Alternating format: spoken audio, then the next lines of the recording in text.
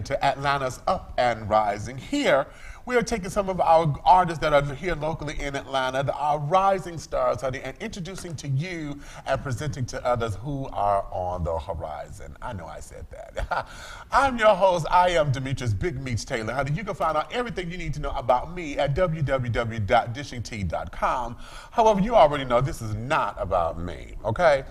What I am going to do today, I am having such a beautiful moment right now because my guest, honey, sitting next to me, has been sitting over here being the smooth operator, just big cat daddy himself.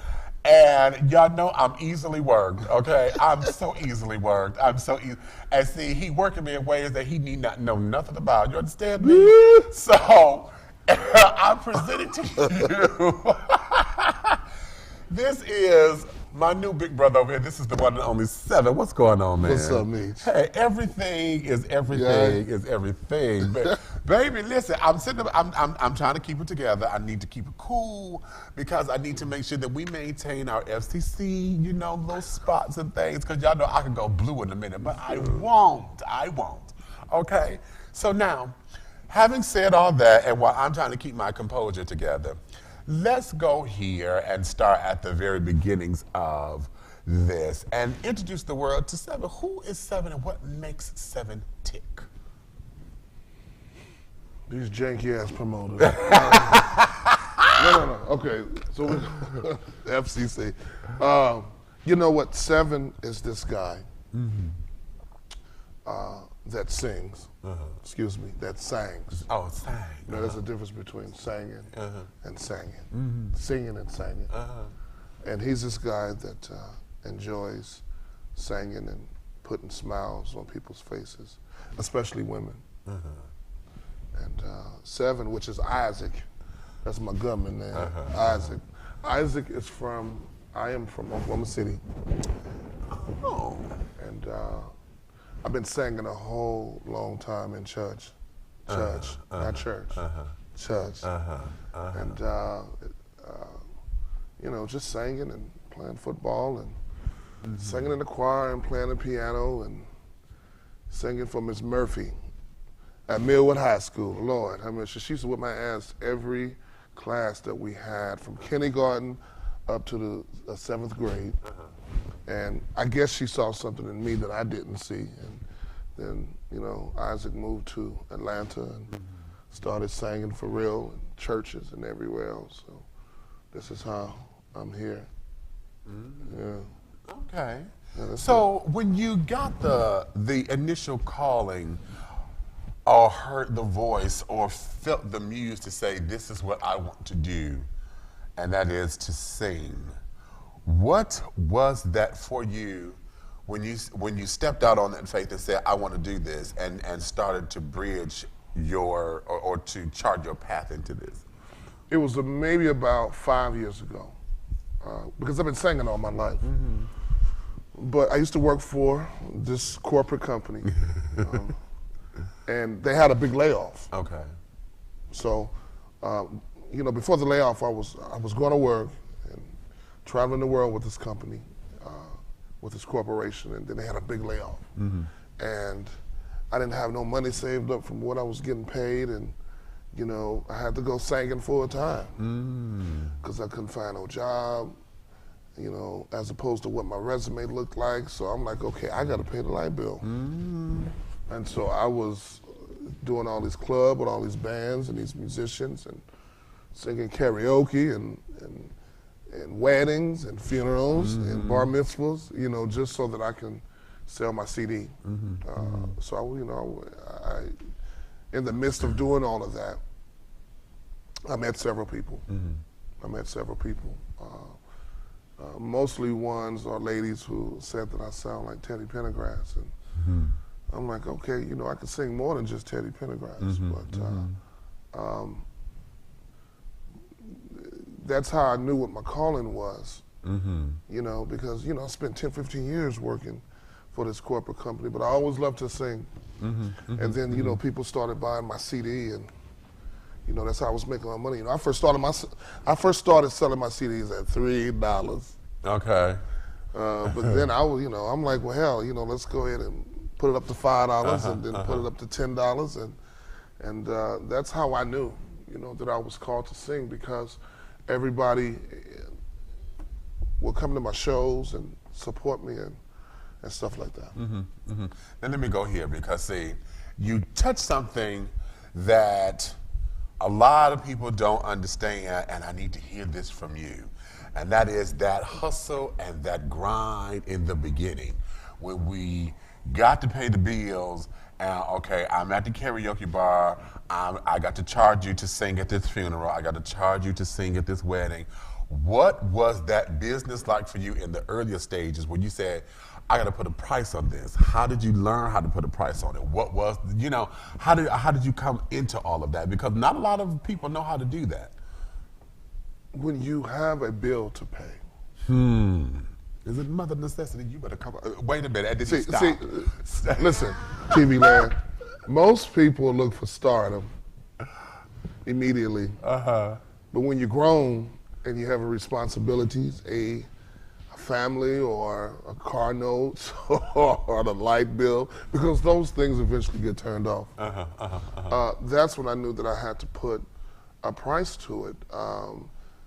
Now, I do some free events, and I will continue as long as I get the support. It's one thing to try to get a record deal, and then it's one thing to try to live every day. Hello. And so, the conversation that we was having previously before we started recording is, sometimes you have to do what you have to do to get to where you need to get to. Right. And what I had to do was hustle my CDs out of my brown bag, out of my car. Some people wouldn't support and would laugh at you, and most people that felt your singing and felt your ministry, because when God has called you to do something, you will know. You will know. I can't recall a date that I knew, but through just through living and trials and tribulations, that I knew that was what I was called to do. And it's funny because everywhere I sing, whether it's in church or whether it's at a concert, at an arena or whatever the case would be, there always be one person that will tell you, you're supposed to be in church. You know who you're supposed to be. It never fails, Meach, every time. And so I guess around that time, that's when I knew that this is what God has called me to do. I always thought going to school and going to college and getting a degree and working for, I want to call out this company name so much because they laid my ass off. But I always thought that was what I was called to do. But I'm a singer, man. Okay. Yeah. Okay. Yeah. Now, one of the things that I am already adoring is the fact that you are a baritone, second tenor, somewhere up in there, okay, which is my range, okay. Most of us brothers don't get that kind of accolades in this business. There's very few, okay. How is it that you're able to forge yourself into this, making a name for yourself, when all of the male vocalists, that are making a name in this day and age, got to be those screaming tenors? Okay, and then you coming from the church, and you know what that is in the church, because there is no baritone bass section in the choirs no more. It's all three parts. So how is that for you? Remember Barry White? Oh, of course. Yeah. Remember Donny Hathaway? Of course. And Gerald Levert. Yeah. And Teddy Pendergrass. Oh, Teddy P. Those were some real singers. From time to, almost every show, women come up and, they haven't heard that type of singing in a long time. You get, and don't get it twisted before I make the statement. There are those guys who you just mentioned that I love to hear. But once again, there's a difference between singing and singing. You know who's studio and who ain't. No, stop. Do we need to cut? This way. I'm looking this way. We know I'm looking this way. No, I'm no, not gonna look Meach. at you. I'm not No, gonna no, look at you. I'm not Listen. gonna look at you. Okay. Listen, we know who come from the church and who don't. Give me some.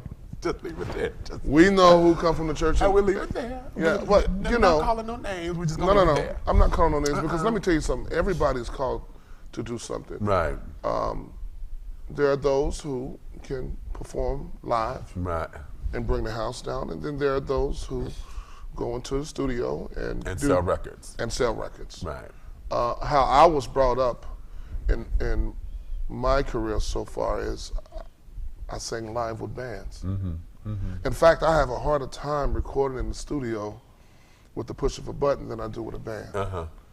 You know, but that's just how like I was brought up, and that's what I currently do. You know, especially singing background for a whole lot of people, and you know, seeing how they are. You know, seeing how the process is. So nothing against the singers today, but singers know who singers are.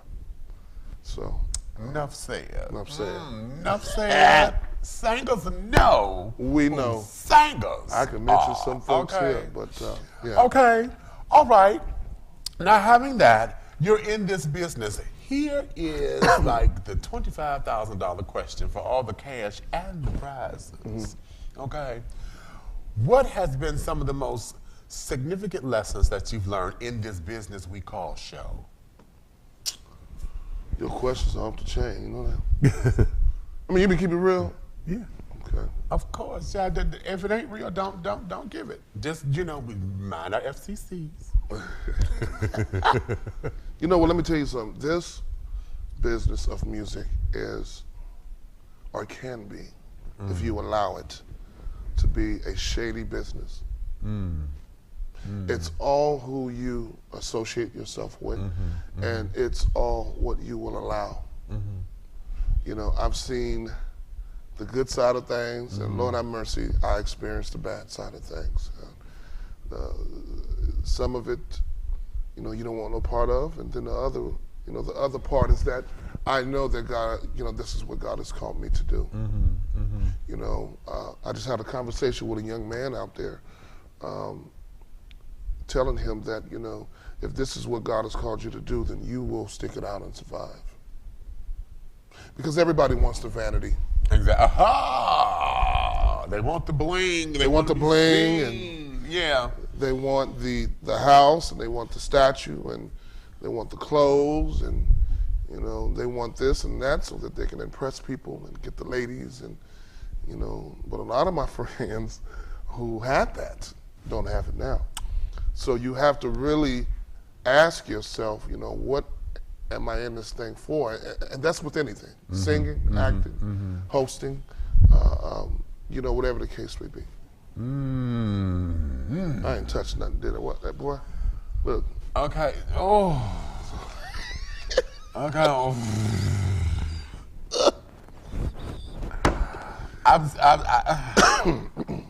I'm trying to. I'm keeping it all in, honey. I'm having an eclectic celebration, but I got to hold it in. Stop.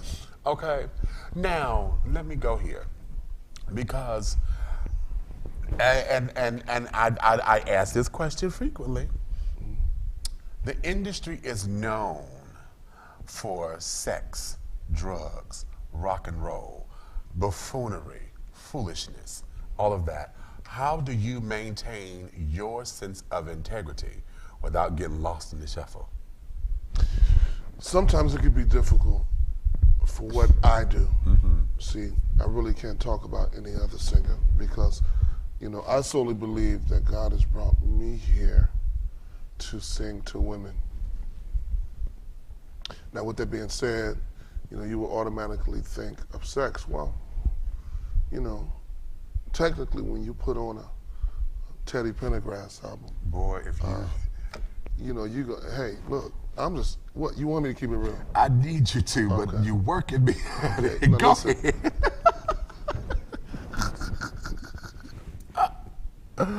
Most of y'all women, when y'all get ready to do it, you put on Teddy, you put some Prince on. It depends on the level of what you're getting ready to get down to the get down with. You put on some Luther.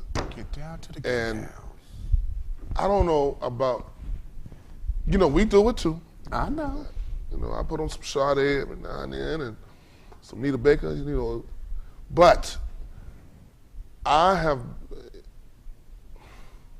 love to sing to women, and I love to get them excited, and I love to put a smile on their face, because it's, you know, it's from the heart and it's real singing, and you don't necessarily have to sing about sex to sing about sex, or to sing about, you know, my love for you. It can be more than words. It can be a humming, or it can be your appearance on stage and the band and the breakdowns, this and that. I just love to make women happy when I sing. I really, and I like to help guys out. I like to help guys out, you know, especially when they buy one of my CDs. Which camera?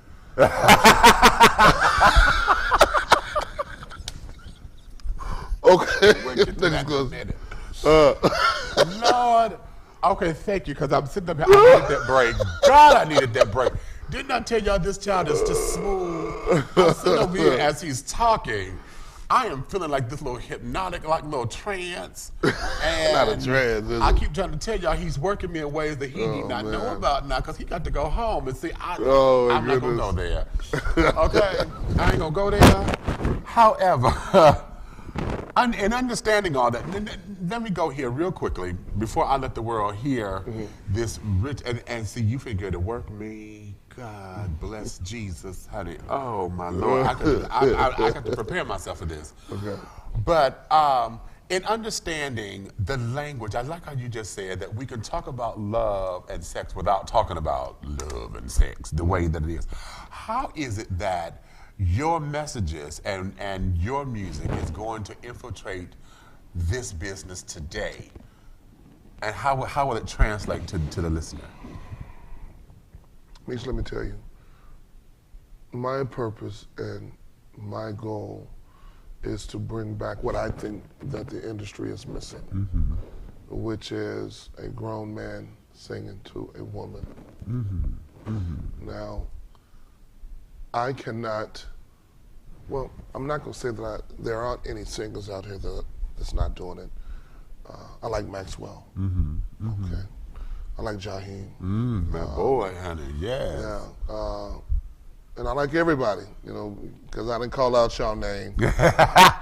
Okay, but I want to bring back that type of song or an album to where you can put it on and you know that you're getting ready to get down. You know that I'm getting ready to have a romantic evening with my woman, or, you know, your man, or whatever the case may be. I want to bring back that type of soulfulness and that type of music that everybody enjoy.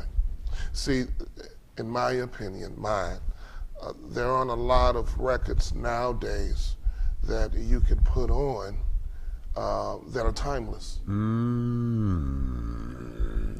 See, you can put on Frankie Beverly and Maze. Okay, let's see, you finna play. No, really. You can't, you know, you can put on Sade. You can put on Anita Baker. You can put on Donny Hathaway. You can, I mean, you know, the list goes on and on and on. Those are timeless entertainers and timeless people. You know, if I'm riding in the car, and you best believe I throw on some Sade, something's gonna go down. Or I'm in the mood for a romantic evening, or I just wanna be a big teddy bear, and, you know, with my woman. You know, I can't throw on a, I mean, sometimes it works, but I can't throw on a record and that's cussing and fussing. And fussing and cussing. Lord. You must have gone through some things. Anywho, child, listen. Because, see, you're trying to put me under your spell. No. I'm trying to let this man go. No. Let everybody know where to find you, because let everybody know what your social medias and things are so they can find your music, and then we're going to let you and just hypnotize us. Okay. Yeah. Well, let me say this. What camera are we in? This one. Listen, on December the 22nd, me and Tony Terry, you know, when I'm with him, we are doing a nonprofit benefit concert for a nonprofit organization called Women's Resources Incorporated, in which we are trying to assist about 20 families, single mother families, with food and rent, clothing for the holidays. Good. So I'm going to take it back like Teddy P and do it for Ladies Only concert featuring Tony Terry. And I beg for your support because I come from a single parent household and I know what it's like. It can be hard and rough, and it's hard and rough for non-single parent homes. So just imagine. So you can find me on Facebook under Isaac Lee III. That's my real name, Isaac Lee III, but they call me Seven. And you can purchase your tickets online. And I also want to give a shout out to my new management company, Cheryl Renee Enterprises. She's, big time. Now we're on a whole nother level now. Now, I don't have to call cousin Ronnie to do my management now. So I would beg for your support for this particular concert on December the 22nd. If y'all see me, I do grassroots hustling. I got tickets and CDs. If you see me at the karaoke, I sang it on the street, or if I'm singing behind Tony Terry, we would appreciate your support. All right. Well, you know what? Okay. What you want now? You want a song or something? You know what? He asked me what I want, and that's a loaded question. But before I let this man, this grown man, this teddy bear, sit up here and do his thing, honey, I want to thank you for coming on. And I appreciate you. Oh, you hear me? God, Lord Jesus. Okay. All right, you know what? This is what we do, child. So I am going to introduce to some, and I'm going to present to others. This is the one and only. We call him what? The magical number 7. Oh, yeah, oh. If it ain't the sun doesn't shine. Don't think about it, see, sometimes it gotta rain. Just like we enjoyed the plan. Oh, that's right, see, we have to stand the pain. Oh, Lord, kiss your eyes, let me wipe your bitty, bitty tears away. Oh, let me hold you tight, and I promise tomorrow you'll see I'm pregnant at home. Tonight, see, me and my baby. So we cried together, we cried together. Said we cried. I'm telling y'all, we cried. Then I took her out, I got her drunk, I took her home, and we made love.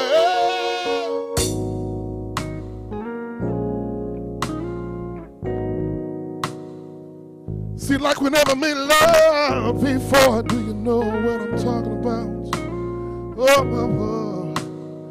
Oh, y'all said we cried. Together. I'ma keep it real. I cried with my baby girl. Then I took her home and I made love, and she was looking for me. She was calling my mama. She was calling my daddy. She was looking for Big Daddy. I laid it to her. She was too winter in me. She was texting me. She was Facebooking me. Do I have a witness? Y'all can sit there all you want, but I made love to my baby. She was crying, y'all.